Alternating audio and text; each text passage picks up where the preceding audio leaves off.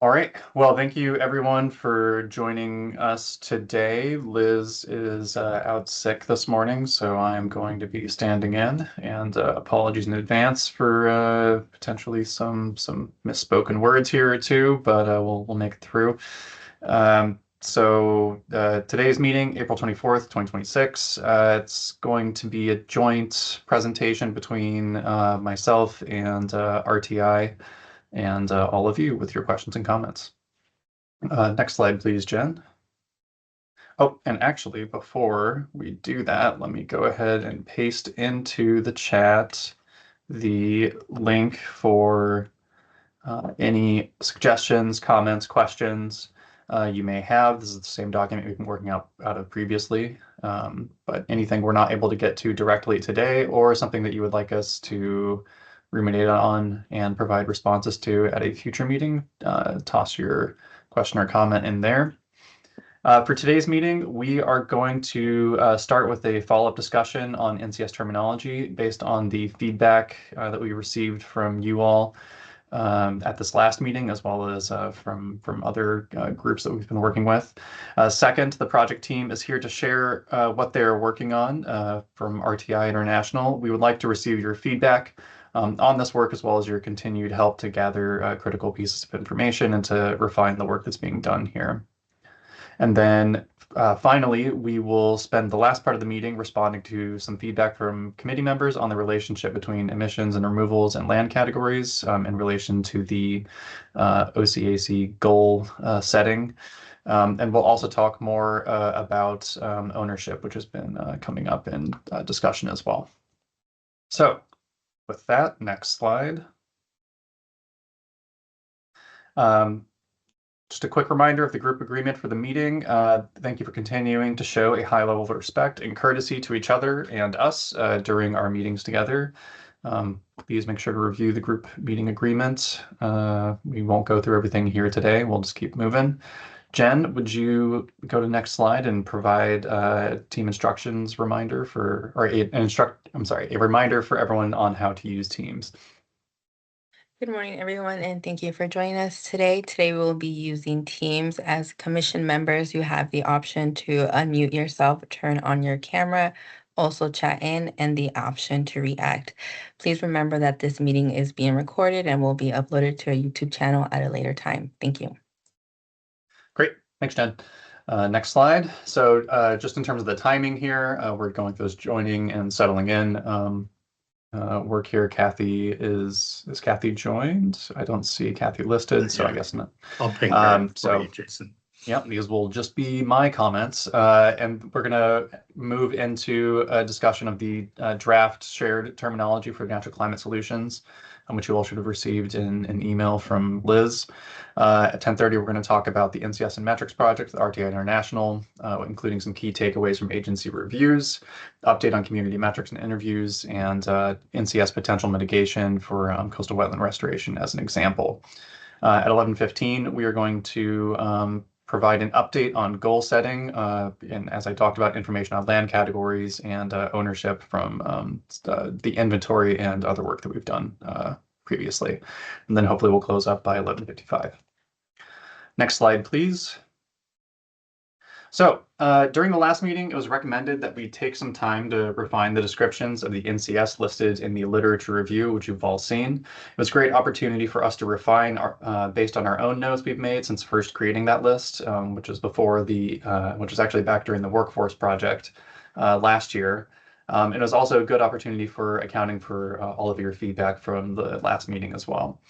As part of this refinement, we also reached out to ODF, ODA, DSL, Department of State Lands, specifically to make sure this terminology is aligned with how these agencies talk about land management.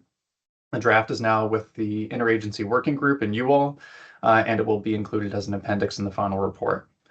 Specifically about what changed, you can see here on the slide. So we separated the description of the NCS from the greenhouse gas pathway. We received some feedback that some of them are more focused on sort of the actions that were causing changes in greenhouse gas emissions or removals, and some of them were more focused on just a broader description of what the NCS was doing. And so we've separated those into two separate categories, and that helped us add some clarity and get some additional information out to you all. So thank you for that. We also organized the forest and natural climate solutions to reflect what occurs in Oregon based on conversation with you all. And so, for example, we moved poplar plantations over to cropland and refined our wording otherwise. So we also modified the land category from grassland to grassland and arid lands. And this allowed us to capture all arid lands, both with livestock or no livestock. It enabled us to clarify within the natural climate solutions description what we mean when we're talking about livestock management on these types of lands. And we opted not to use the term rangeland because it's important to track arid land ecosystems for this work in the inventory. The term rangeland actually encompasses quite a few ecosystems in Oregon. And so we used an NRCS definition to help us think through this change in the description. So range, specifically from the NCS or NRCS, I'm quoting here, rangelands are described as lands on which the indigenous vegetation is predominantly grasses, grass-like plants, forbs, and possibly shrubs or dispersed trees. Existing plant communities can include both native and introduced plants. Disturbed lands that have been revegetated naturally or artificially are included. So again, rangeland is still being included within our work. It is just nested under grassland and arid lands. We brought arid lands forward to help highlight shrubland, sagebrush steppe, and other ecosystems of interest for Oregon programmatic reasons under the various land managing agencies. We also added a carbon storage pathway for harvested wood products in the related natural climate solutions or natural climate solutions that may generate harvested wood products or have an effect on it. Again, this document that we've shared with you all, and we welcome comments and suggestions, and we will continue to refine it over time as we work with you and our partners. Next slide, please. On that note, please send any additional feedback you may have based on your review and any discussion that happens today. Of course, I will try to record what happens today as best I can, but it always helps to follow up. Send that feedback by Friday, May 1st. We are working at a rapid clip, and this will give us time to incorporate your suggestions thoughtfully and with due research into the work. So, I guess I will open up for, since we have a little bit of time, I guess technically until 10:30. If I can answer any questions or receive any feedback now, I'm happy to. Megan? Yeah, I have some feedback about the cropland pathways, and I don't think it's probably worth me rattling them off right now. I'll just give you some examples. There's some additional potential emissions reductions that aren't reflected, and some additional pathways that maybe aren't reflected for some of them. And I'm wondering if you would like that by email or in the Google Doc, or how I should share that. I mean, however works best for you. I mean, you're welcome to just mark the document up and send it back to us if that is the easiest way for you to think through it. Yeah, we're flexible on this. So okay. Super. Thank you. Harry Potter, White Owl messengers, those are our preferred. Yeah. We could use some birds. Dean. Hi, Jason. Can you hear me? Yes. Success. Excellent. So Yeah. I too have a bunch of comments. I'll send those via email. I just made kind of highlighted parts of the document where I had comments and then typed them in, and probably more efficient for us all if I just email that to you. But a couple of themes here is one, I think the land uses that are in this document work fine. And I assume you've got this in the works, but certainly it would be good to define those, especially now that pasture is lumped in with cropland, because most people see those as two different things, and needs to be clear that we're lumping pasture in with cropland, which I think is a fine decision. It needs to be Mhm. defined. And then one other kind of overall comment that you'll see when I send this to you is that it almost seems like sometimes some of the described some of the descriptions for the labels are, I guess I want to say, maybe a little overly cautious, or maybe reflect sort of an idea of what society is willing to do or politicians are willing to do. And it seems to me in our undertaking here, it would be good to broaden things out a bit. So just as an example, there's let me find one here. So restoration of, it's ID number 5, restoration of forest after natural and human related disturbance, e.g. fires, storms, to areas that were previously forest. And there's another one similar, another pathway similar to that, that's for grasslands. I think we should be exploring other options for restoring forests that are not just on disturbed land or land that's maybe not highly productive. And I think it kind of comes down to, if we need to meet the goals, we're going to have to be kind of aggressive. And it comes down to sort of like, how much money is society willing to spend to do this? So as an example, USDA back in the 1980s started funding the Conservation Reserve Program, which aimed to take highly erodible cropland and put it into perennial grass or sometimes forest for up to 15 years.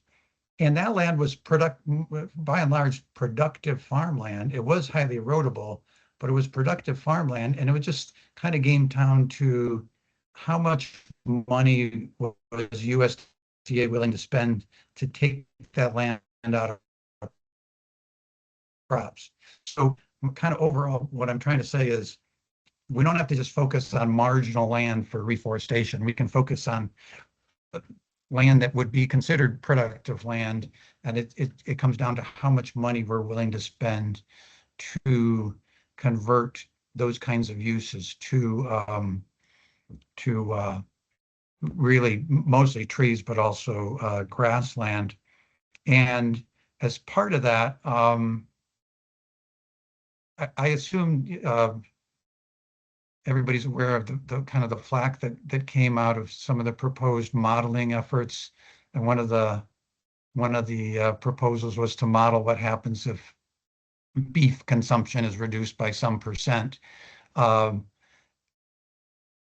if you got flack about that, but I think that's a legitimate consideration, and I think we should be looking at that.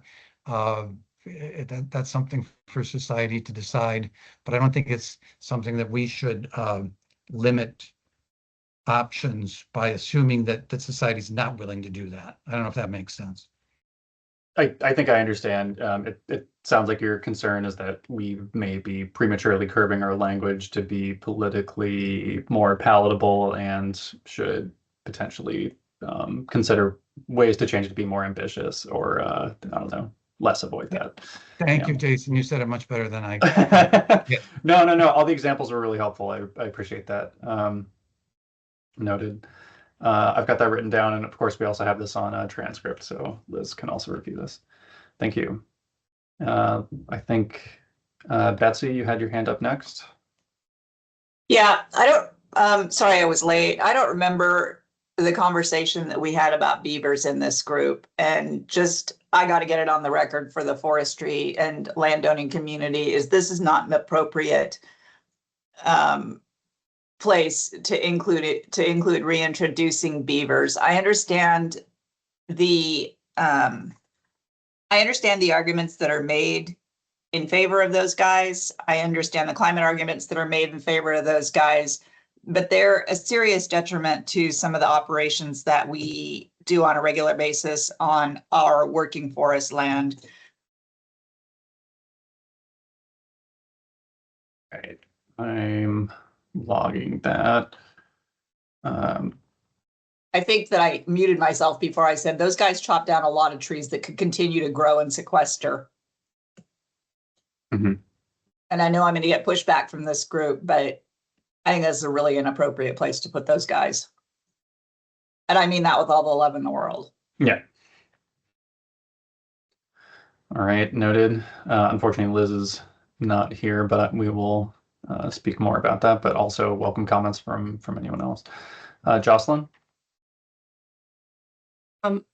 Yeah, this is related to maybe a introductory paragraph or a few sentences of, this list is not comprehensive of all of the natural climate solutions. I know we discussed the differences of the two inventories and, for example, manure management, enteric emissions, feed additives for cows, dairy manure digesters or other digester technologies that actually can create some of the highest emission reduction strategies. I think they are excluded because of the way that Oregon separates them in the inventory. And I think it's important to either call that out in a paragraph, or if you want to include them as a practice, include them as a line item practice, because a lot of obviously the animal agriculture and the many strategies aren't on the list. Mm-hmm. Okay, let me finish making a note on that. I think it's certainly worth, yeah, you identified correctly. A lot of those emissions just end up going into the sector based emissions inventory, but it's at least worth providing a full explanation of that information. And yeah, I'll review your comments here, and yeah, potentially to include them as like line item practices. Okay. Yeah. And if I could make one more Yeah. comment on practice ID 23, nutrient management.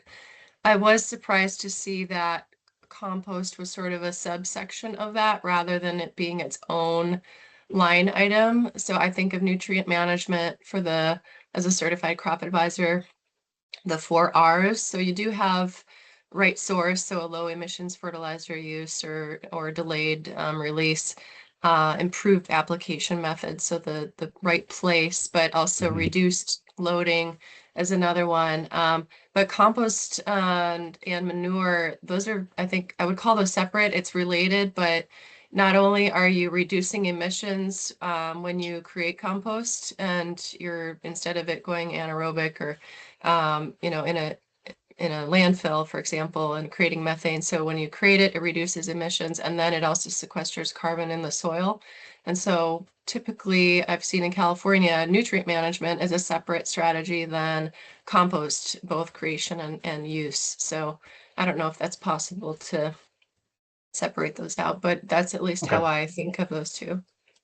Yeah, thank you for the longer explanation on that as well to help yeah, provide clarity on that. And also good to know that California also probably has documentation on this, so we can review that. I just want to acknowledge that Chair McDonald has now joined us. Chair, do you have any comments, or should we continue with this? All right, well, we will continue for now.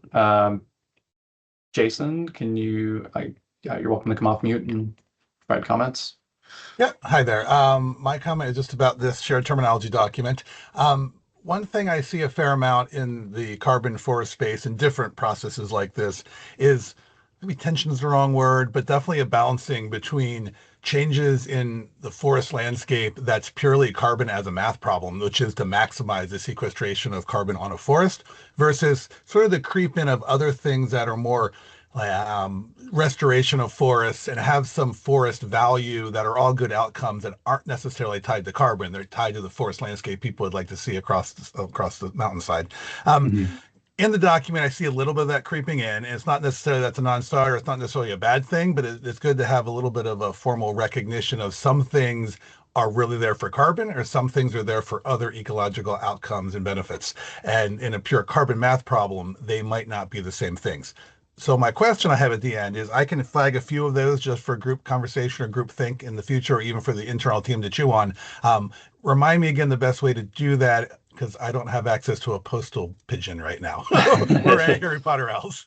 I mean, I certainly welcome emailing like Liz directly, and Okay. you know, CCing me on that. That's probably the most direct way to do it. You can, I mean, we check all information sources. If you want to throw it in the shared suggestion and comment box that I posted, that's also a totally fine way of going about it. We're just trying to have as many open avenues as possible. I appreciate that. As part of this work, and I'll show a little bit of it later, I was trying to link the different NCS to specific. Well, you'll see it later, talking about the different ways that the NCS affect carbon within the forest area. But I'm learning. We're all learning as part of this process, so I welcome any additional framing and thoughts on that. So. I'd be curious to hear just a couple examples of where you see non-carbon related issues creeping in, just to focus my attention as I look back on this document, if we have the time. Yeah, sorry, I just reacted to the beaver comment, hitting the wrong button on my computer, trying to find my mute. So I apologize. I didn't mean to laugh at so much comments.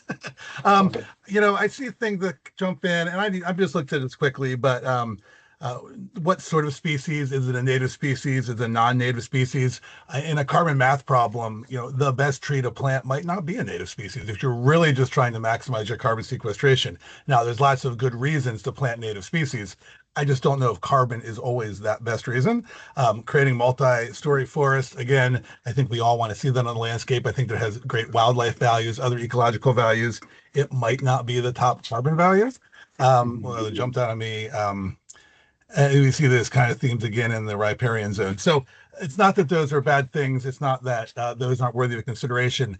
Just as we go through different offset programs I've seen around the country and other sort of incentive programs to try to get forest landowners to operate in a different way, we sort of see those non-carbon values creep in, which really depresses participation for landowners.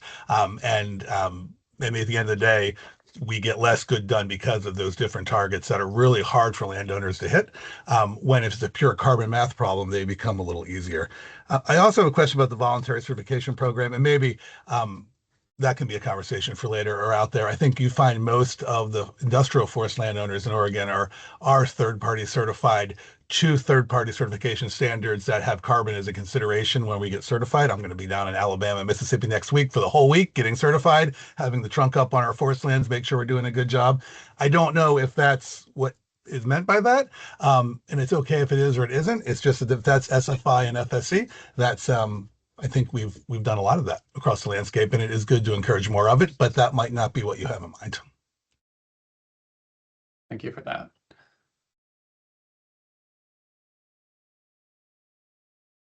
Any other comments, questions? I think, David, I saw your hand first.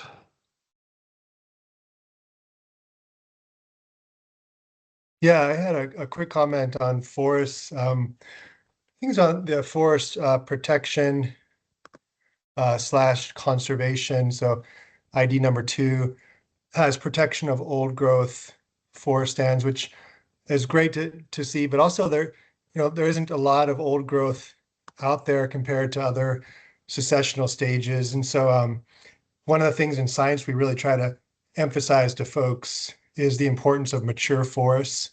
And mature forests really hit that sweet spot between storing carbon and also rapidly removing carbon from the atmosphere. So for these goals of trying to get, come out of the blocks quickly and remove a lot of carbon from the atmosphere right away, it'd be cool to see a little more emphasis on protecting mature forests where we could, such as on public lands. Mm-hmm. And so just to be clear, you're using mature forest as sort of a separate category from old growth, right? These are Yeah, and that's another idea, is that they're really important for recovering old growth, because in the long term it's hard to just put a circle around old growth stands and say we're going to keep those here forever. But so having some goals about recruiting old growth could be useful. Thank you. Yeah, thank you. I'm recording that. Okay. And then I'm so sorry, I cannot see the name. BH are the initials. Hey, sorry, this is Ben, and I'm in bad cell service, so I don't have my camera working. Can you hear me okay? Yes, I can. Okay. Yeah, one thing that struck me from a couple of the past comments is kind of this blurring of the lines of mitigation and adaptation, and it seems like the work here has not explicitly said this is mitigation and adaptation. Like, I think it was Jason's comments about those are clearly like the carbon math numbers are on the mitigation side, but if you take risk calculations, like with a voluntary or compliance carbon project, like the species diversity is there in order to de-risk the project, and is also has, as he mentioned, kind of these co-benefits for forest ecology. And so I did wonder about like explicitly, and maybe this is in there and I missed it, really calling out what the role of mitigation versus adaptation in terms of solutions are. So Thank you for that comment. I think with the more detailed NCS work that RTI has been doing that they're about to talk about in a moment, we'll get into some of these other adaptation considerations as part of the community effects. But this is also potentially worth considering, you're right, for even just a document like this. I'll say the table is getting too wide to include on one landscape page at this point, so may have to consider that in a potential supplemental document. But that's still a good idea for us to be tracking. Thank you. All right. So now that it is 10:30, I can pause for, well, actually, I guess we can just go right into the next stage here of NCS and metrics work with RTI International, which I believe is being represented by Jeff Petrusa and Chris Wade. I don't know if Alicia is on the call. Sorry, I can't see everyone right now, but That's okay. Please feel free to come off mute. Thanks, Jason.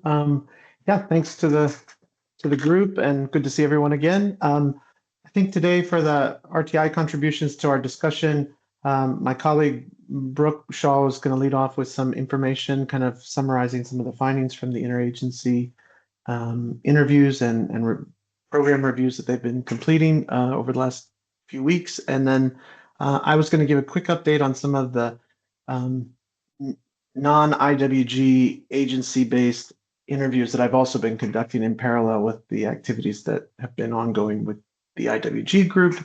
And then we'll finally end on a kind of an example that talks about the carbon calculations that we're hoping to deliver for part of this study. And then we'll wrap it up with questions, I think. So with that, I just quickly hand the mic to Brooke, and yeah, take it from there.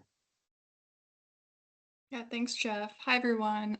So as we get to the final stage of our research into this topic, we are starting to get some high-level summaries on the full picture of agency programs and what's being tracked in terms of carbons and NCS solutions or activities. So the next slide, Jason, please.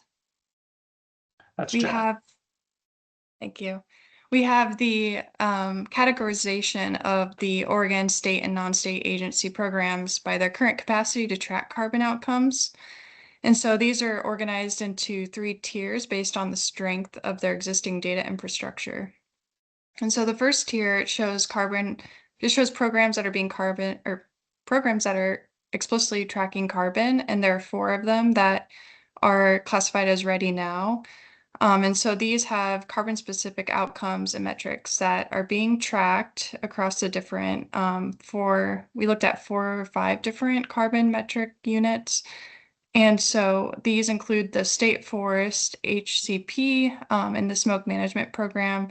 These are the 2 that have explicit carbon measurements, and they are both in the forest and fire space.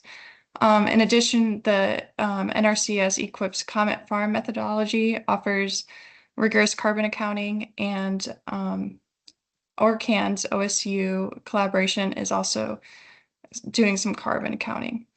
And then in terms of the second tier, this is where intermediate data exists and data has been collected, such as acreage, species, AUMs, and can be converted into a carbon metric using emissions factors or carbon models such as Comet Farm.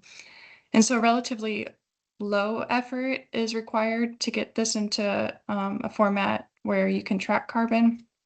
And just as a preview of these programs, this includes DSL's programs such as the State Trust Rangelands and ORAP functional assessments also include carbon function scores. And then additionally in other programs, the Seed Bank and Seed Orchard programs could support carbon counterfactual estimates for reforestation. And OSU's Soil Health Outcomes Database is also an emerging cropland carbon research infrastructure with long-term potential.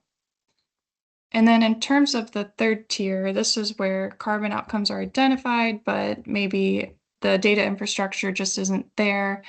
For example, project level or grant required reporting may contain data, but new data collection systems or updated reporting requirements are necessary to get that carbon outcomes to be tracked in a format that's usable for this effort. And so these 15 programs include ODF's Forest Conservation Tax Credit, High Value Conservation Areas, and Landscape Resiliency programs. So they all have outcomes related to carbon, but they do not have a structured data set that can be easily used. And so like the spatial data and KPMs that are collected can be applied, you know, into this network of existing data infrastructure. And OWEB's also done some coastal wetland grant programs, drinking water source protection, which is also a federally funded program, and then land acquisition grants. So these also contain data that I think are very relevant, but again, we need to do some work to get those in the format necessary. And another thing to consider too is the uncertainty of future funding and just making sure if the infrastructure is being set up that the data is continually collected in a format that is usable. And do we want to take questions as we go, or should I get through the NCS programs slides first? I would say it potentially depends on your timing. You're welcome to open up for questions now, but I think how much time have we allocated for this? I mean, 45 minutes total, so up to you. Okay. Yeah, if there are any questions right now on these categorizations or specific programs, happy to hear them. Yeah, Megan. I'm with Oregon Climate and Agriculture Network, and we met with the team to talk about some metrics that we were collecting that could be useful. If we're talking about the activity-based metrics, this is about carbon tracking, and we're listed there, and I don't know that we have any carbon tracking data. So we're listed on the first in the Ready Now section with an affiliation with ODA, and we're not directly affiliated with ODA. So I think that might have been a typo or just a misunderstanding. So I might want to clarify that a little bit. Okay, yeah, we'll look into that. Got a lot of good data, I think, for the activity-based metrics and the community impact metrics, but I don't know that we have carbon data to share. Okay, I'll look at our table and confirm. Thank you. Yeah, so good point. This is specific to the carbon metrics outcomes. So we obviously did community outcomes as well, and 3 or 4 of these programs that do explicitly track carbon also have community outcomes tracking. So that's another tier of this analysis.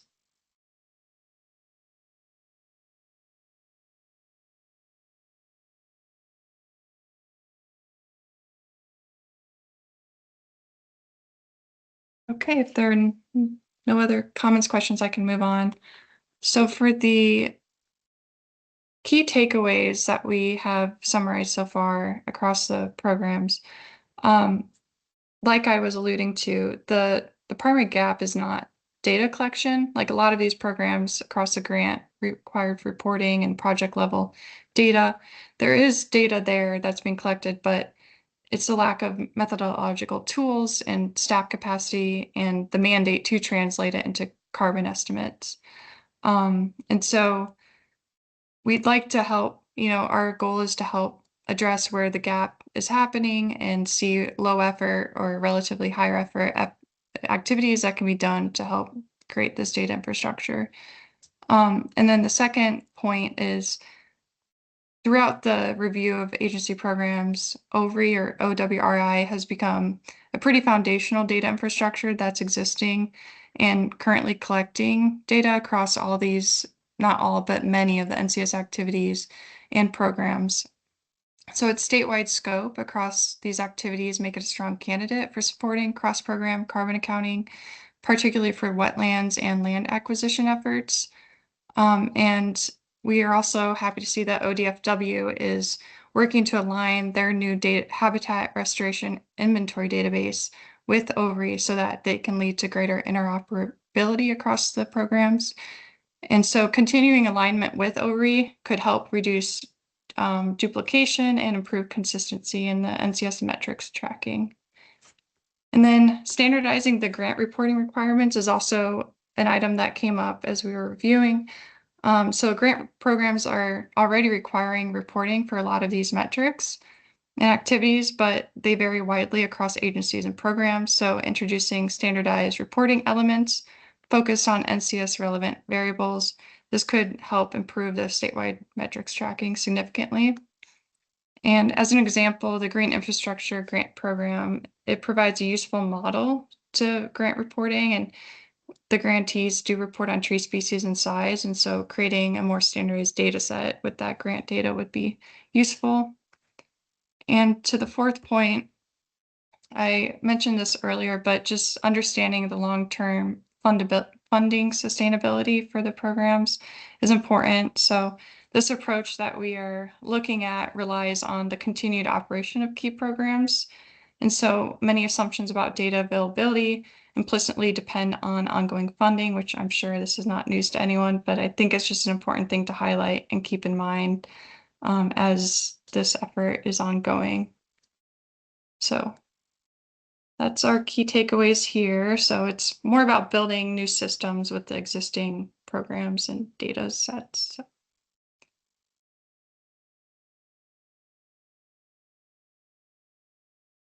Yeah, Dean. Yeah, thanks. It seems like these proposals are mostly focused on state government programs. I'm wondering if there's thought about incorporating these kinds of tools into local programs, say like, for example, stormwater conservation districts or metro regional government projects, or federal programs, like NRCS programs or U.S. Forest Service BLM kinds of lands. Yeah, the focus was primarily on state, but we also did bring in, we audited the federal and relevant local programs, such as City of Portland's tree monitoring program. And we did interview with the state or SWCD agencies and a representative from one. And so we are incorporating the existing data and infrastructure. And in terms of SWCDs, there's an issue of private data and, at what level can we summarize and getting, permission to access that data. And so that creates a level of difficulty. But yeah, we do leverage Comet Farm and some of the NRCS federal programs going on. Good. Thank you. Yep.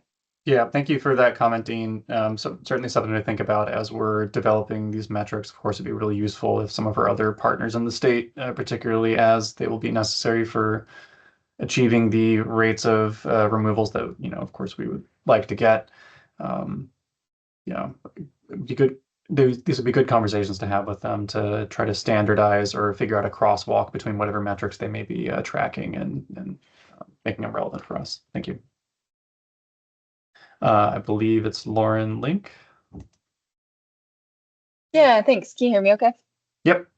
Okay, awesome. Thank you for these takeaways. They're very interesting. I was curious, I'm not as familiar with the programs you listed or the data collection, what they're currently doing, but I was just curious if you could speak a little bit more, like what kind of lift are we talking about here when we're talking about changing systems, like how much staff capacity, like what does that look like in terms of funding needs? Would be my first question. Then my second question would be if we had looked at all, I know on the slide before you pointed to some partnerships with academic institutions, but if there's ways to do cost sharing or something like that for the academic institutions to hold that data and the state to use that. So I just kind of curious about those two things. Brooke, do you mind if I step in? I think one thing is, it's a great question.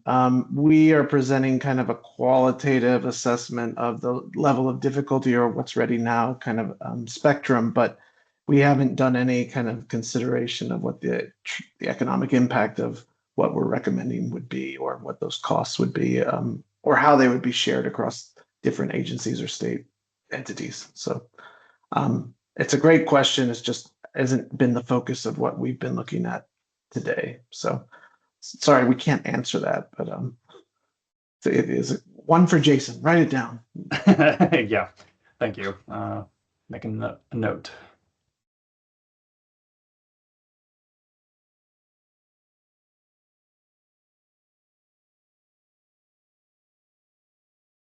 All right, well, with no further questions, I think you can continue, Brooke, or whoever from RTI. Thanks. Yeah.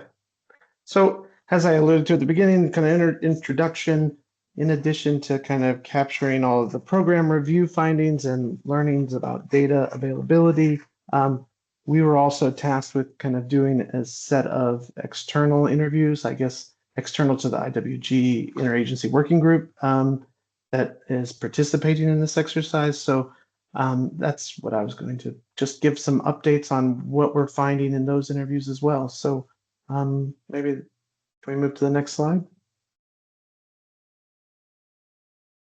Yeah, so again, this was kind of government agencies and groups outside of the IWG participating agencies, as well as some other subject matter experts or researchers in the field of NCS or specializing in natural climate solutions, and then kind of other and representative entities of either industry or academia. The things that we talked about varied quite a bit. I initially went in wanting to focus on community metrics and understanding what the critical metrics might be that other groups have looked at, or where there have been difficulties in the past to link community impacts with some intervention or climate related effect. But what has kind of come about was kind of a diversification in the topics discussed. Obviously, echoing what you just heard from Brooke, data collection infrastructure. Is there a structure in place? If there's lots of different agencies collecting lots of different data, and is there good infrastructure for sharing or transmitting that types of information to a centralized system for NCS? Again, not within our scope of work or mandate to define what that would look like, but just understanding what mechanisms may already be in place to facilitate data exchange or collection. Again, where we had or knew of existing metrics, socioeconomic metrics from the American Consumer Survey, for example, that is collected for business and economic and workforce kind of tracking or analysis. Those are regularly available and easy to grab and analyze as well. But then also kind of identifying any gaps that where we in our review of the literature or analysis have identified a metric that we think is important, but there wasn't a particular group collecting it currently.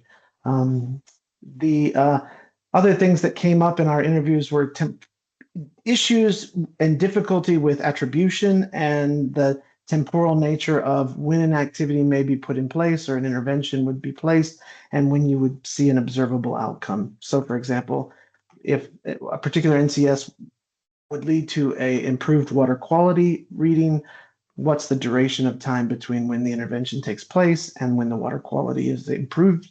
And then to some degree, what amount of attribution is appropriate to the NCS activity itself.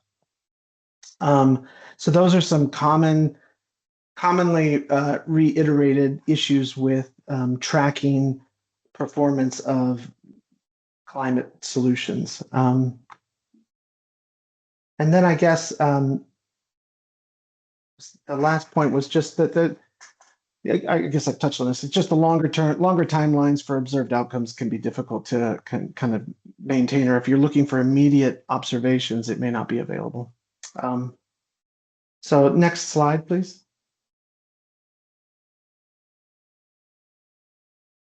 Yeah, so this just kind of summarizes the groups that we have talked to over the last 2 months, kind of looking at the Higher Education Coordinating Commission, Oregon Health Authority, OHA's special, I think, initiative to build an environmental justice mapping tool, and spoke with their team as well. We've talked to Regional Solutions, which is an economic development group, I think, out of the governor's office, and Business Oregon, which is kind of a larger economic development agency for the state. In addition, we talked to a few local government examples, Coos County, Benton County, and Lincoln County, and these are kind of just the areas of expertise that we were talking with them. And then we did have one conversation with a nonprofit in the state that is focused on urban forestry and had some interesting topics to discuss there. Obviously, with the HEC interview, a lot of this was about workforce development, but also identifying within the commission what types of data they may be collecting related to employment needs, workforce training programs across the state. These could be helpful for understanding where new jobs are emerging or where there's a change in the demand for the types of services that might come from the implementation of NCS type activities. With OHA, we spoke largely on the topic of climate and health, the national or the state report that was recently released for, I think, the year 2024. But I got the impression from our interviews that they're working to foster community resilience. That's really kind of been the focus. Supporting public health surveillance. Also was impressed by the Essence surveillance system, which I believe is like a real-time early notification system for monitoring health-related events that may be correlated or linked to extreme climate events, such as extreme heat days or wildfire type related respiratory illness kind of care. There's a variety of issues with some of the data that they're collecting, and they'd like more resources to better understand patient information and quicker turnaround for rapid response. I'm not sure that that's necessary for the NCS activities, but it is a body of data and an infrastructure in place with that is ripe for leveraging to the extent that it's useful for tracking NCS activity related impacts. The OHA EJ mapping tool, I'm not sure how familiar this group is with it, but it was a particularly interesting kind of collection of existing metrics that I believe would be very useful to the NCS activities. It incorporates quite a bit, and I'll talk a little bit more in detail about the EJ mapping tool, but kind of understanding the key environmental, socioeconomic, built environment type metrics that may influence or may be important to measure to understand the positive or negative effects of the activities being undertaken by NCS activities. And then Jeff, you've got a couple of hands up. Oh, I'm sorry. Thanks for calling me out. That's okay. Betsy, We'll do I think, questions first. Go ahead, Betsy. You know, I think I can wait because I was interested in what Business Oregon had to say, but I think you're just going through and telling us what everybody kind of told you. Is that Just right? highlighting. Yeah, just kind of trying to give an update and highlight. Yeah, I'll just sit tight. Thanks. Okay. Nikita is the other person who has a hand up. Yes, hi, thank you. As a person that sits on the Environmental Justice Council in the Food Systems Chair that's creating this tool with the OHA, I would highly advise that we look into utilizing the Environmental Justice Mapping tool, because it really does do a significant amount of service in highlighting a lot of our work here within this group significantly. So just to kind of throw that out there, being on the Environmental Justice Council, I truly feel like this relationship could be a really good bridge to highlight some important work. So thank you. Yeah, thank you for that comment. Yeah, we've spoken directly with Eric Main several times now in person and many more times over email. Very interested in that work and figuring out how we can integrate and fantastic data sets and organization too. So. Are there other questions at this time? Betsy, we'll come back to you. Hopefully I address whatever preemptive question Thank you have you. now. Yeah. Okay. And then just lastly, kind of also understanding some of the open source tools that the particularly the Oregon Urban Rural Community Forestry Group was using to do really kind of high level, well, detailed, spatially explicit tracking of changes in tree canopy or the expansion of tree canopy due to urban tree reforestation activities. It's an open source resource. It's, I think, built by, it's a federally kind of sponsored piece of software, but it has this very detailed geospatial explicit data that could be very useful to track any NCS activities in a common related field. So that was some of the kind of the highlights of our governmental interviews. I think that was it for now. I was going to go into the environmental justice mapping explanation, or at least highlighting some of the things. So next slide, please. Well, just being responsive to Betsy's question, did you have additional information about your interview with Business Oregon? So Business Oregon, most of our focus was on, I mean, they were tracking some industry and workforce related data for various communities. They also are pulling most of their socioeconomic demographic data from the ACS, which is consistent with the OHA data sources for the same types of information. And I guess the one qualifier there is that the ACS is lagging by about 2 years. So your current data is typically in 2024, kind of looking back 2 years. So I think it is a great source to leverage information from. It seemed to be somewhat, not saying that Business Oregon was redundant, but that the data that we were discussing related to communities was also being captured elsewhere. That's interesting. Thank you. Good. I guess I'm not surprised. There's a lot of overlap with the socio-demographic data. I think it's just a necessary piece of understanding what groups of people sit where, and at a census tract level, that's valuable. Thanks. Good.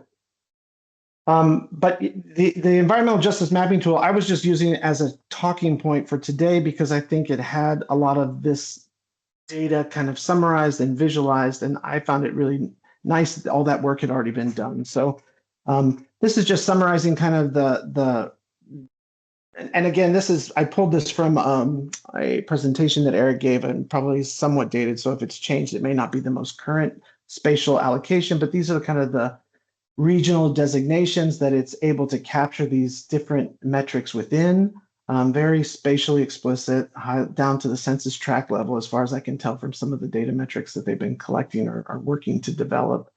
And they include both, again, I'm summarizing them at even a higher level in this slide, demographic versus environmental indicators. But really specifically, they offer 6 domain areas of data that they're tracking. Environmental exposures, those would be measures of pollutants that people come in contact with, such as air toxins or drinking water contaminants or soil contaminants. The environmental hazards, kind of exposure to or threats from nearby kind of toxic or environmental hazards. Trying to think of an example, the kind of anything that would be environmentally degrading to the community or might affect human health in some way, I guess is what would be captured into that domain. The climate risks is kind of a set of probabilities around extreme events such as flooding, wildfire, or drought, potentially. And then the built environment is some of these topics around urban tree canopy, different heat sinks where population density is high, and then human health disparities and social factors. So obviously it's helpful to have the social factors there. I think in a world of scarce resources, sometimes there's a choice made to focus on the most vulnerable, climate vulnerable populations, and those might be people that are either a group that's homeless or an agricultural working population, or the elderly or kind of over 65 population is also sometimes of interest. So having that demographic data is critical. I think the goal with this tool was to develop an index and be able to track that index over time. And to the extent that you have that drill down capacity to a local level, there's an ability to look at indices between pre-post intervention as one way of leveraging these metrics for the benefit of NCS. Just a really cool tool, lots of rich data and all curated together. So it's a great kind of one-stop shop for much of what we were looking for. Next slide, please. Sorry, questions. Ellen, please. Yeah, so just looking at that map, I'm a little concerned that it is on a county-wide basis because much of those areas that are, trying to look at this, considered rural are really actually remote. And I don't know if that really matters in the overall scheme of things, but having lived in Ontario, I know that most of Malheur County is remote, not rural. And much of eastern Jefferson County, for instance, is remote, etc. So I'm not sure exactly what you're going to do with this, but I just wanted to point out that that's a very gross kind of designation and does not really reflect a lot of how actually remote much of Eastern Oregon is. Thank you for that comment. Not sure of the current spatial designations or where these recommended designations came from, but was just trying to kind of give a look and feel. We'd be happy to go back and review it. The data that underlies, well, the metadata that supports these different metrics that are supposedly going to be built into this database that Eric had shared with me refer to things being available at a census tract level. I'm a little foggier about how the census tracts are divided as you move to more remote areas. I would imagine they grow a little bit larger in size, but I don't want to speak out. That's outside my comfort zone for right now to respond to. So, and it may not matter for what you're trying to do with it. Yeah. I'm not sure what your plan is, but I just wanted to point that out as you're moving forward with the tool to see if it matters or not. Thank you.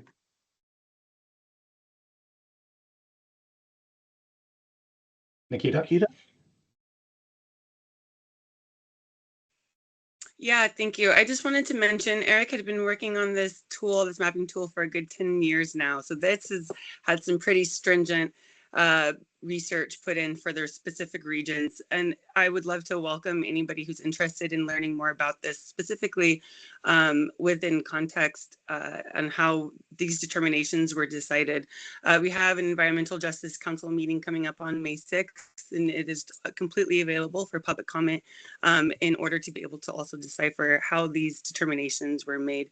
And just to throw a little bit of background, there was some research and comprehension made with this mapping tool regarding other states that have already created a mapping tool very similar to this, with those designations and what they've learned creating that mapping tool with their designations, how to critique it for Oregon specifically in order to be able to highlight certain demographic indicators. So again, invite anybody that is willing to come listen and understand a little bit more about the tool to our public opportunity, May 6th. Thank you. Just noting the time, we have 10 more minutes or 12 more minutes designated to this portion. I'm not trying to squash conversation. I just want to check with the RTI team if that you're going to have enough time to get through the rest of your slides if we keep answering questions. Let me just quickly check, Andrea. I'll try to get to your. Yeah, we can probably run a little long, but we'll make it. We will make it. Okay, great. Andrea, I think I saw your hand. Yeah, I think part of the confusion is the map that you chose, because I'm not seeing, because I went back and looked at the source document, which is way more detailed down to much smaller, census tract, where you can see the census tract data. And I mean, this is just showing some general categories of how you're categorizing the land rather than environmental justice, the characteristics that you're looking at here, right? Rather than putting a bunch of this is one layer. These are not the vulnerable populations highlighted Right. in red or yellow. No, this was Right. just a division of the state based on demographics, and Right. I assume some population density would probably be the category. But also, I guess they have coastal. Yeah, I made the mistake of putting a map up there, and of course made myself vulnerable to questions. Not my map. Very interesting tool. Check it out.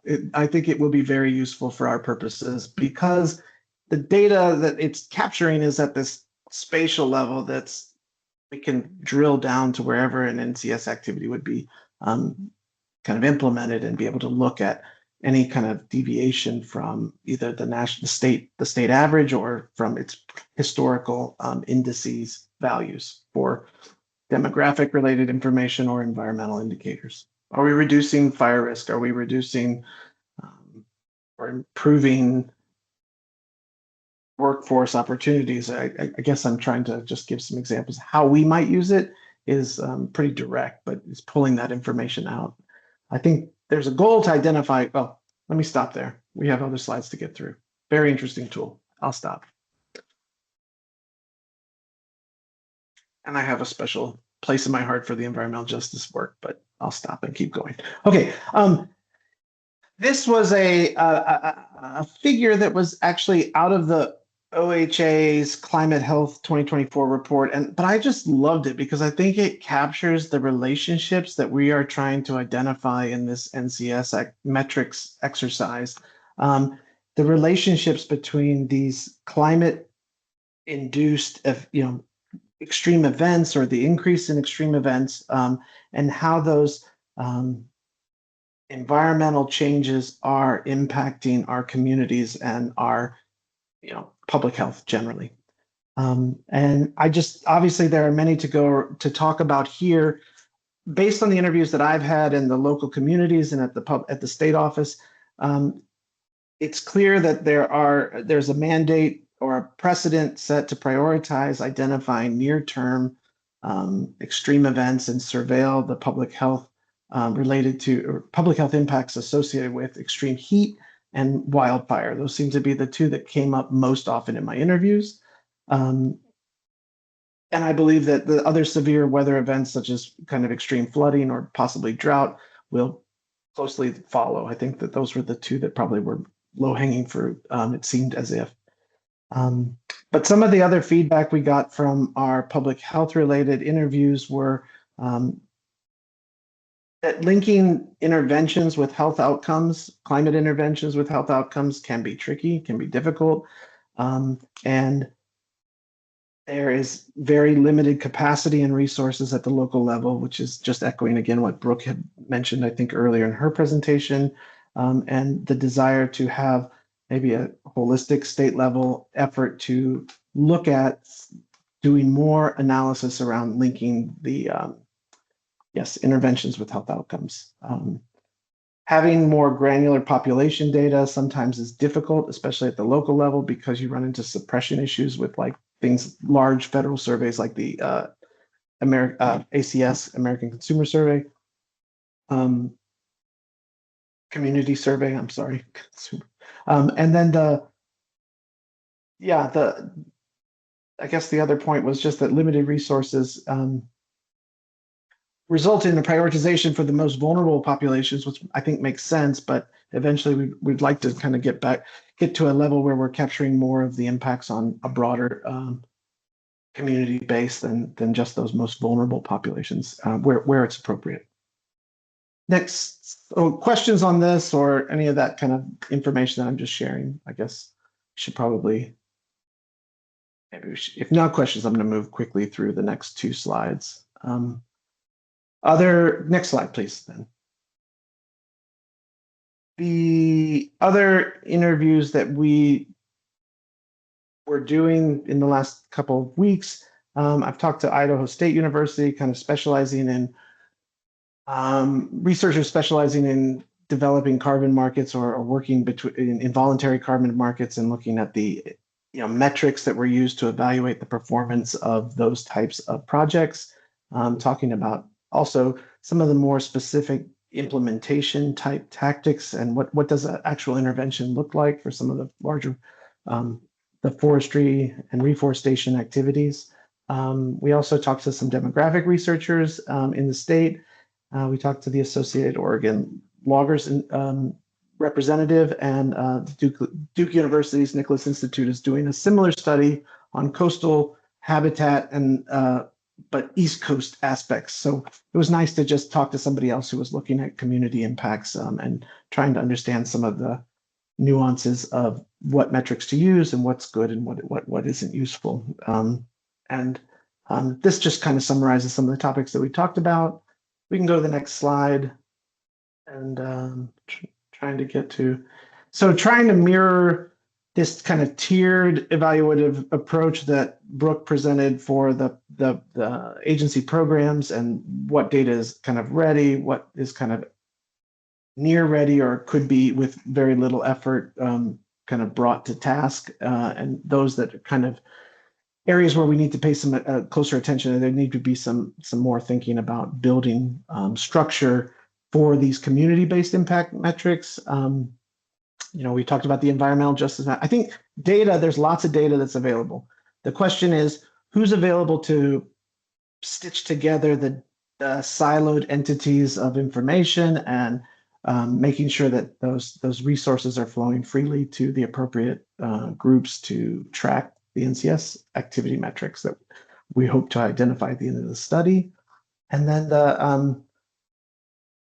we talked about this a little bit, but just kind of understanding those longer term outcomes and how they are linked to a single intervention. That's a difficult question of attribution and probably needs a little bit more thinking and work to be put in place, as well as continuing to try and manage the discrepancy between resources and data collection at a local level.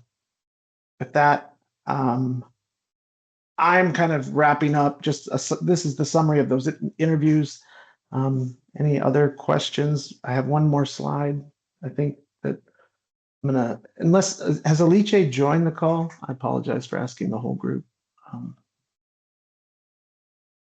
Okay, so if we could go to the next slide.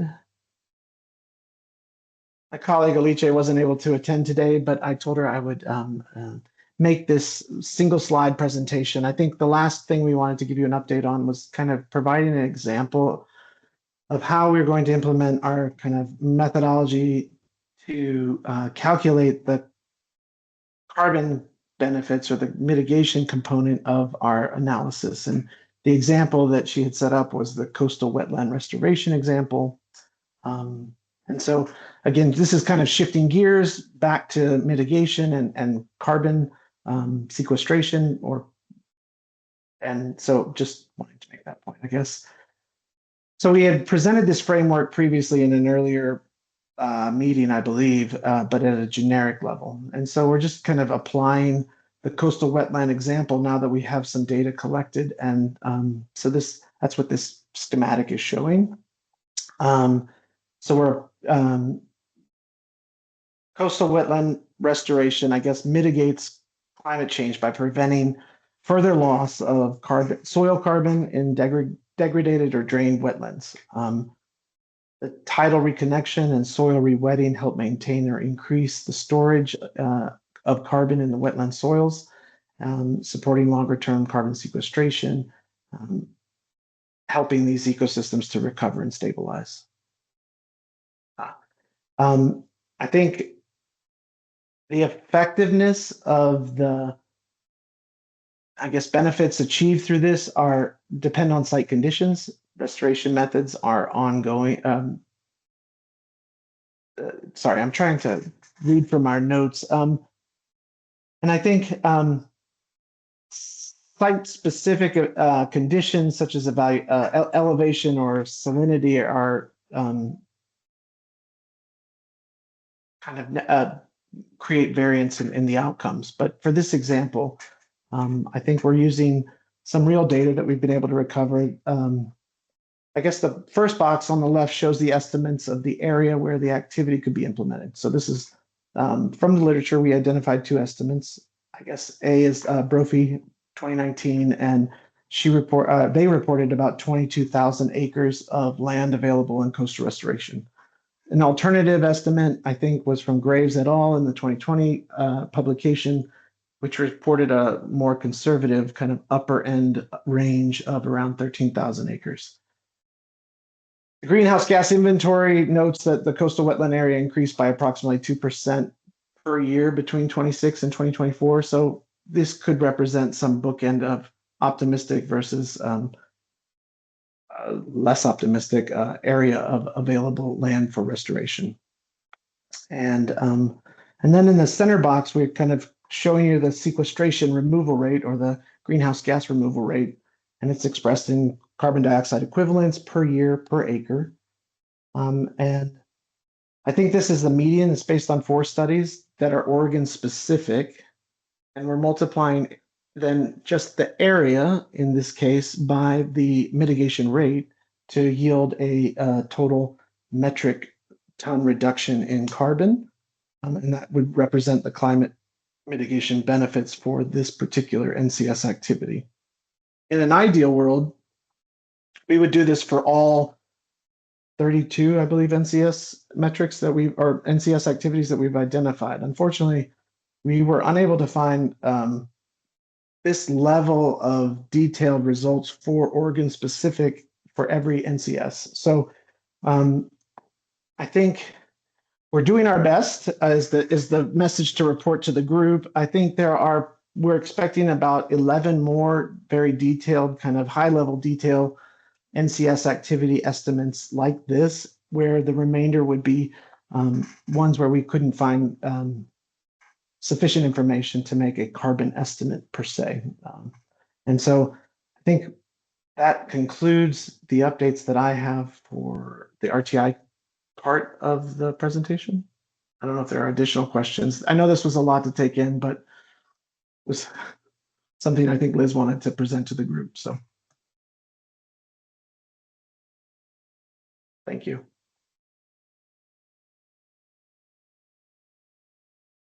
David. Yeah.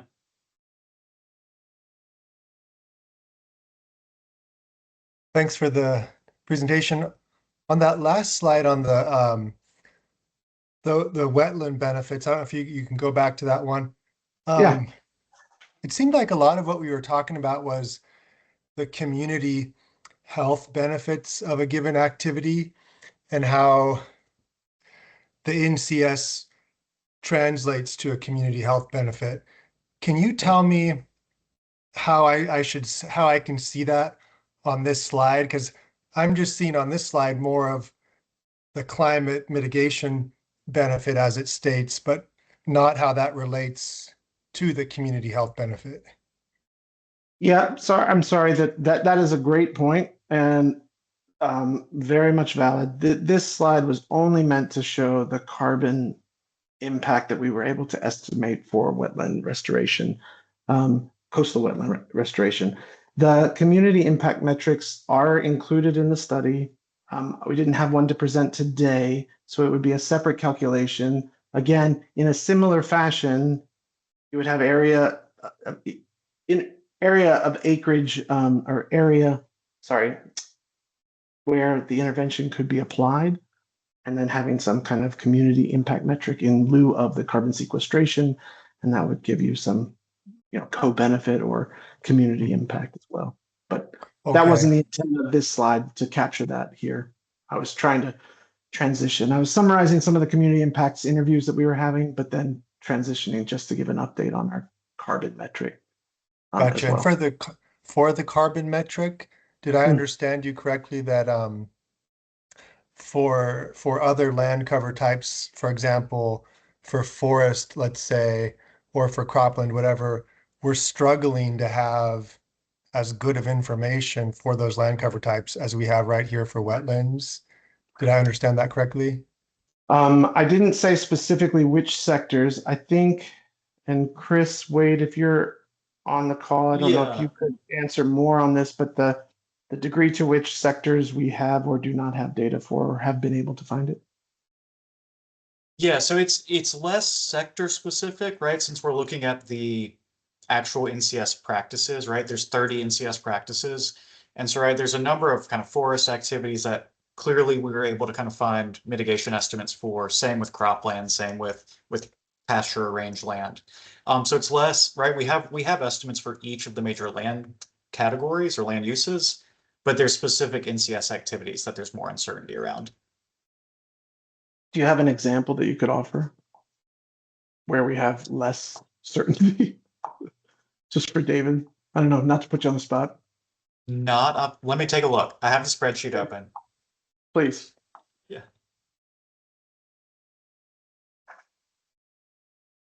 Other questions while I'm doing that? Yeah, please. But then I think, Jason, did you have more to present? I'm just trying to be conscious of your time. So yes, but we can just switch to the next slide while Chris is looking and then just let me know.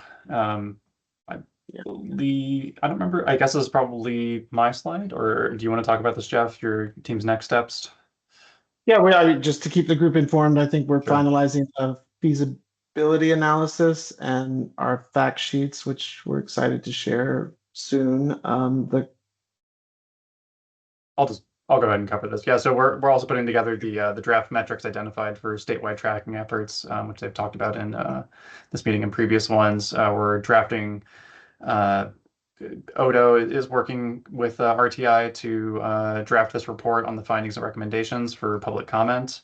And then just a reminder, and for the May meeting, we should have the draft feasibility analysis findings to talk about with all of you as well, but we will update you if that changes. Any luck, Chris?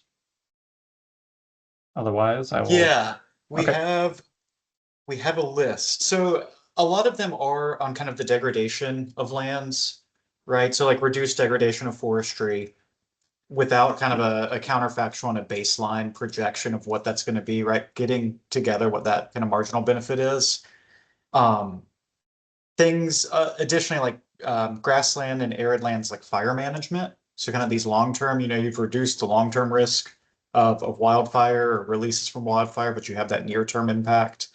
So those are the most, right? It's a lot of the degradation, and then these more kind of like a short-term action that has kind of a long-term benefit, and trying to think through the timeline. Thank you. Does that answer your question, David? For well enough for now. Yeah, appreciate it. Okay. Great. And yeah, we'll have more information on this to share with you all for your review and to provide additional comment on including at the May meeting. All right, so on that note, we're going to transition to the third portion of the meeting today.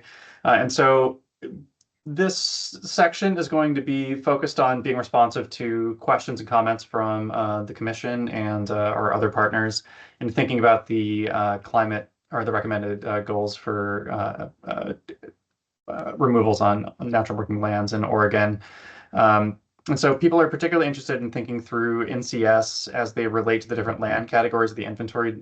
It's part of the question that David just asked a few moments ago. So I wanted to spend some time talking through some of the relevant information that we have from the land-based net carbon inventory that we published at the end of last year, and how they could be applied toward this goal-setting work. And so here, I've used the underlying data in the inventory to provide the average rates of annual emissions removals over the last 5 years of the inventory, so between 2020 and 2024. And this bar graph on the right shows net emissions and removals by land category, with a real emphasis on net. So what you're seeing here are the emissions and removals in a given category rolled into the grand totals that you can see in the data labels next to the bars. So forest and grasslands and arid lands, as you can see, sort of drive the, forest and grasslands and arid lands drive removals currently, while emissions are driven by cropland, biomass burning, and wetlands, and to a lesser extent, developed land. Forest land makes up about 92% of removals across the state, while emissions are less dominated by any one land category, but with cropland producing a majority of the emissions. And this is just sort of an example of how to think about how goals could be set for all land categories, which is how we've been talking about previously, you know, and which is also reflected in how the current goal from the commission is set for 5 additional million metric tons of carbon dioxide removal by 2035 and 9.5 by 2050. But there is this option, and people are potentially interested in thinking through setting goals by land category. So on the next slide, if we, Jen, if you advance, we also have this information on emissions and removals by carbon pools and activities from the inventory information. So this plot shows the 5-year average rates of emissions and removals organized by magnitude and colored according to land category of the different carbon pools and activities in the inventory. So this information more or less adds up to the bar chart that you just saw on the previous page. These different carbon pools and activities are the underlying components of that information you just saw. Drain soils and croplands, as you can see on the far left, generate the most emissions, while biomass and forests provide the most removals on average over the last 5 years. Forest, urban trees, and inland wetland soils all remove the most carbon per year. And so, you know, stepping back, looking at the data this way can help provide us perspective on what pools and activities may need investments in natural climate solutions in order to reduce emissions, to increase sequestration, or both, depending on how much they drive overall numbers. Just another way to think about using the information we have to help drive this goal setting work.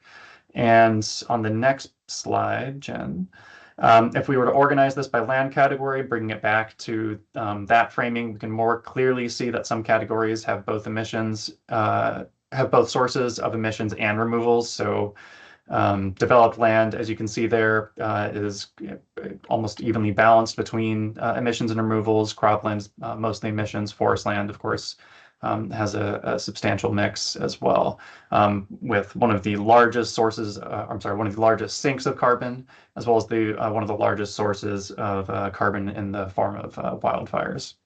So this is all to say that natural climate solutions can be used to target both emissions as well as removals for any land category and for activities. And we do have quantitative data that we can use to help inform those goals if they're useful for you. Next slide, please.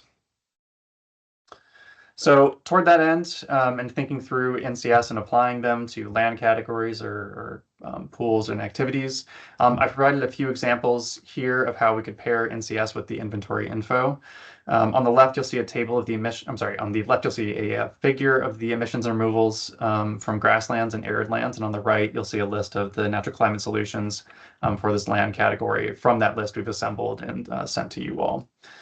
So, I provided examples in the columns of the targeted pools and activities by each of these natural climate solutions. So reduced grassland and arid lands degradation targets this biomass or these emissions from biomass and emissions from mineral soils. Grassland and arid lands fire management, of course, helps reduce emissions from wildfires in the grassland area. Again, this is just another way of trying to make the existing data that we have usable for all of you. Next slide. Similarly, on developed land, we have fewer NCS and fewer overall activities accounted for in developed lands. But again, if we reduce urban forest degradation, this primarily targets urban trees, which provide about 1.75 million metric tons of carbon dioxide equivalent removals on average in a given year. Afforestation in developed land, so increasing conversion of urban land to urban forest, also of course increases the removals in a given year. And this drained soils category from the inventory reflects land that was drained for development, and the NCS for this one is actually not within the developed land category, but is in the wetland category, which has to do with wetland restoration and restoring hydrology to these areas to help bring the emissions from drained soils down. Next slide, please. We've also received questions about how ownership potentially affects our emissions and removals in the state, and how it affects the way that we can target natural climate solutions for reducing them. And so, unfortunately, inventory is not currently built to output emissions and removals estimates by land category, and doing so would require us to add ownership information to these outputs. The next inventory update is scheduled for 2027, and it takes quite a bit of work to update the inventory. It requires a team of people between, working with the data, but also doing the appropriate QA, QC work, and so such work would not be ready in time to set goals this year, but could be available in time to set goals in future years. But in the meantime, in order to be responsive to the comments we received and the ways we're able to now, we do already have some information about ownership and land categories from analysis we did prior to the inventory work. What you're looking at here is a figure showing land categories modified from the National Land Cover Database's land cover categories and ownership for the entire state of Oregon. This middle map in the figure here shows ownership by land category, and I apologize, I was not able to get a legend attached to this in time for this meeting. But basically, all the red land in the state there is federal lands. All the yellow is private lands. I believe the tan or brown land is state-owned lands. Purple is tribes, and then there's green, and I believe that's local or municipal. Yeah. So as you can see here, federal land makes up about 53% of land in the state, and private land makes up the next largest chunk. So this figure on the left and the right also shows land categories, which are not aligned with the inventory, unfortunately, because again, this work was done beforehand. You'll see, for example, that the grassland and rangeland is a category. I'm sorry, the grassland and rangeland is still a category in this figure, but in the inventory and the NCS work, shrubland and scrublands are combined with grasslands. And now we are referring to it as grassland and arid lands. If there is interest and good use, we can, of course, revise our spatial files based on the inventory's land category classification scheme and produce more up-to-date information, such as you can see in this dashboard here. But this dashboard can still tell us some interesting information about Oregon's lands now. So let's see. So from my notes, in the figure on the left, you can see how many acres of each land each ownership category has. So on the federal side, you can see two very large bars, one for this scrubland category and the other for forest land, telling you that federal ownership is mostly on those two land categories with a smaller portion devoted to grassland and rangeland. Private land is mostly, I believe, also scrubland, and grassland, with a smaller portion being forest. And then the other ones are divided in some more difficult ways to see on the left side. But on the right side, you can see in this figure that shows composition on the y-axis, the percentage of each of those land types owned by the different entities in the state. Water being a separate category that I wasn't able to scrub from this figure in time for this meeting. So the upshot of this is, federal land, it makes up a large portion of the state, and it's a lot of forest, which of course is one of the areas that sequesters and stores quite a bit of carbon in the state. And also because of the overall land area, grassland and shrubland and scrubland also stores substantial amounts of carbon in a given year. And so as we and the committee members have recognized, this means that we have a reason to pursue partnerships with private and federal landowners, in particular to help achieve any goals that we set for the natural and working lands, because without it, there's quite a bit of the state that we won't be able to affect. Next slide, please.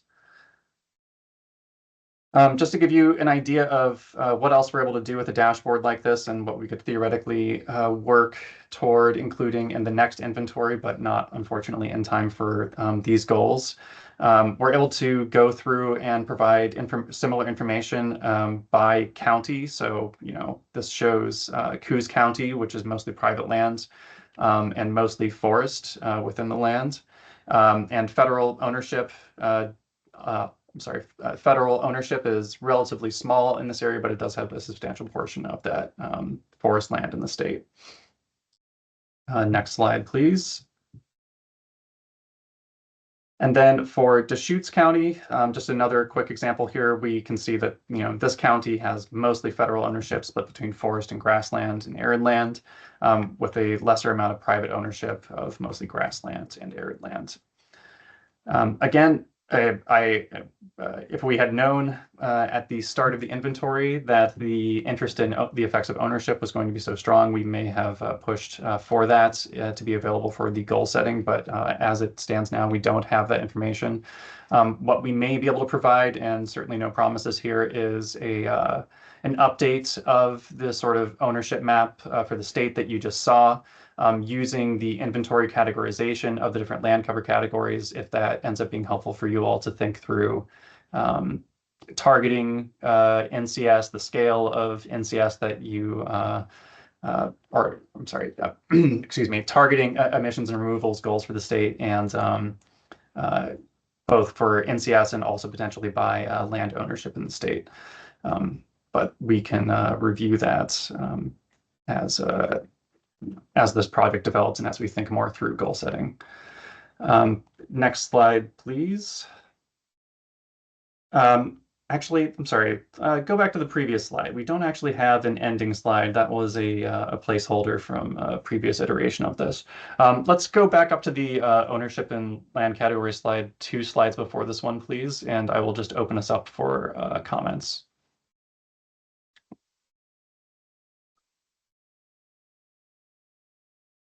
Chair, did you have any additional comments or questions first?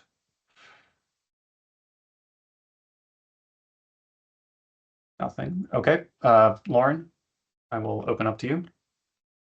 Yeah, thanks. Yeah, the land ownership and is really interesting. I'm glad you brought this forward. I am curious in thinking a bit about the goal setting and understanding there could be a range or multiple goals that we're looking at. Is there any sense then that we would also tailor it of the actions we can influence? So whether it's state land or a private land goal, and then potentially something related to partnerships with federal partners, or is that not what we would be looking at? I'm just trying to kind of understand how the land ownership could inform our goal setting. I would first open this to the chair to respond. Yeah, I'd maybe just say this is a work in progress by the commission. And these are just questions that we've asked, whether we would set specific goals by ecosystem type or by ownership, I think is something that we're just trying to get our heads around at this point. So not there yet. Jonathan? Well, thank you. I'm kind of building off what Lauren said, but reflecting back, not so much on this chart, but on the previous chart that was talking about the emissions or sequestration of different land use types. I think the missing category that may not be easy but would be valuable would be something about the ease of making change. So there are some categories that may be tempting but are difficult to achieve versus other places where modest investment, change in policy, or other economic or socio-political inputs could affect change more easily. And I think adding that, even if it's just a difficult, medium, easy kind of ranking, could really empower decision makers to make better decisions.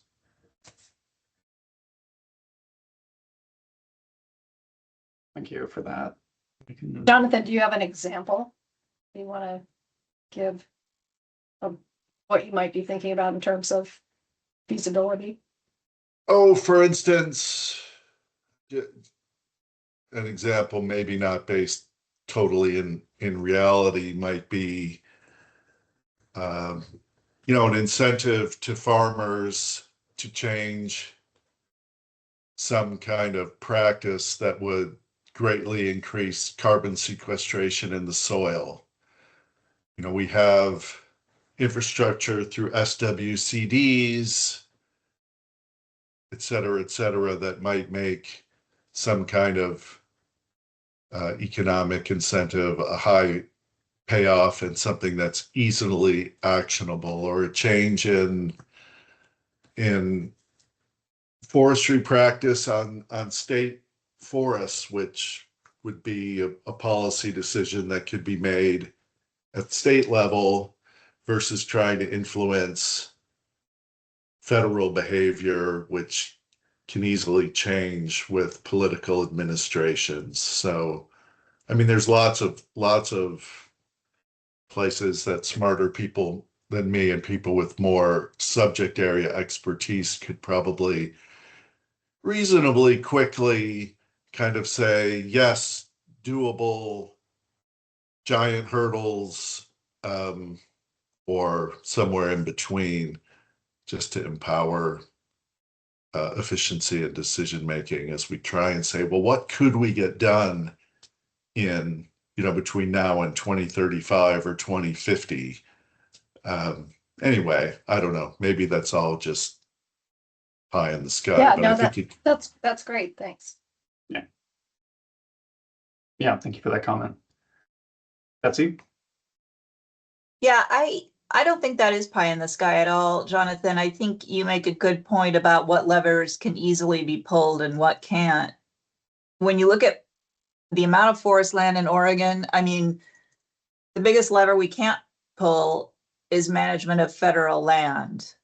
And, to the extent that that goes up in smoke, there's nothing we can do about it. So, I mean, that's a perfect example. But one thing that is probably a huge lift in this political environment, but would encourage sequestration on private land and probably state land would be the introduction of a market for carbon credits,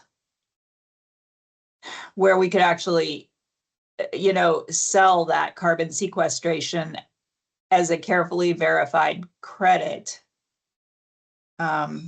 which is also an incentive to improve and continuously improve management on private land. And we don't have anything like that right now, and Oregon is really missing a bet there. Thank you for that. We've definitely had interesting conversations with other states about how carbon crediting is driving some of their programs, particularly the data collection side of it. So, yeah, thank you. Any other comments, questions? Yeah, this is Ellen, and I just want to say I think it would be great for the state to develop more policies to support this kind of thing, but also to fund those kinds of things that, for instance, SWCDs would like to be funding, because there's, without like the Natural Working Lands funding, or with OWEB funding so often requiring Measure 76 eligibility, there's not a lot of funding from the state to be doing a lot of these kinds of things, especially on agricultural lands. So that would be something that would be wonderful. Thank you. Logging in. Jocelyn? Yeah, just curious, I shared a link in the chat. California just completed their natural and working lands inventory and, found 5 billion metric tons were sequestered, and wondering, how do our results compare to other states? Recognizing we have maybe smaller acres, fewer acres, a difference in acres of forest land and other types, but have you been able to peek at other states and compare, okay, because I'm a little bit interested in knowing, like, how do we compare our results compared to other states? Is our science kind of on track what they're finding as far as sources and sinks? Thank you. Yeah, so California just did a major overhaul of their inventory between, I think, I forgot the one prior to 2025 might have been 2018.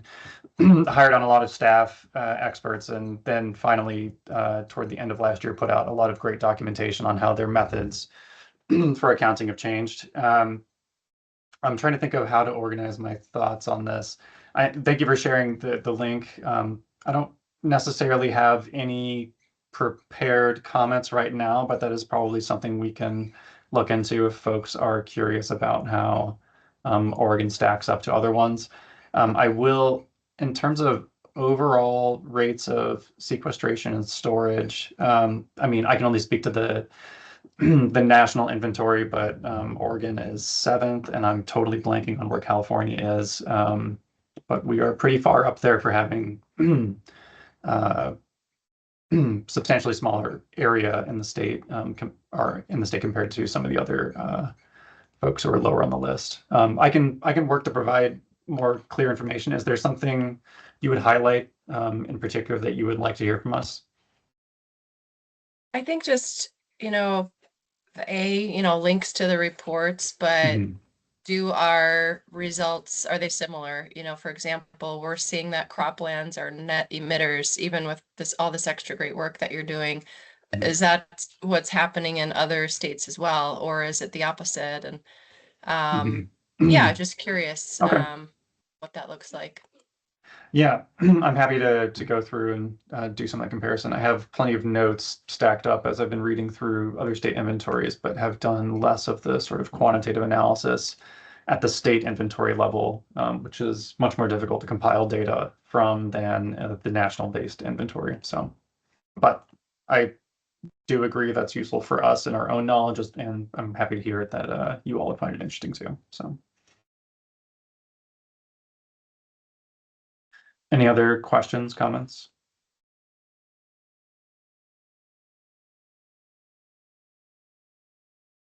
Jasmine? Hey, Jason, just popping in here. This is Jasmine. Wanted to just comment really quickly on two resources that I put in the chat.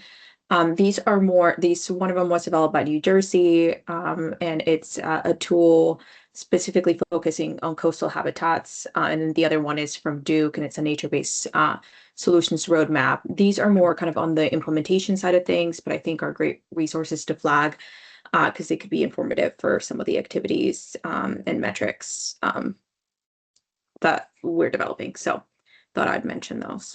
Great. Thank you.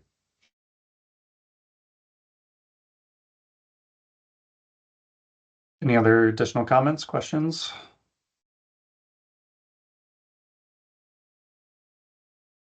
Chair, do you have any final comments, closing statements?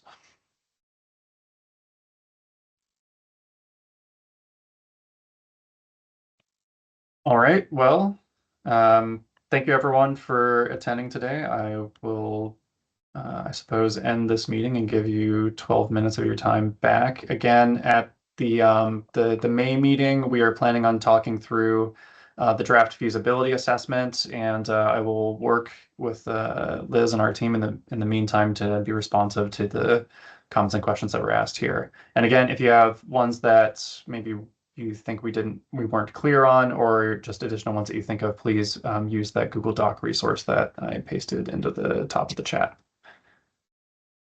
All right. Well, thank you so much, everyone. I will close the meeting. Have a great rest of your Friday. Thank you all. Thank you. Thank you. Thank you.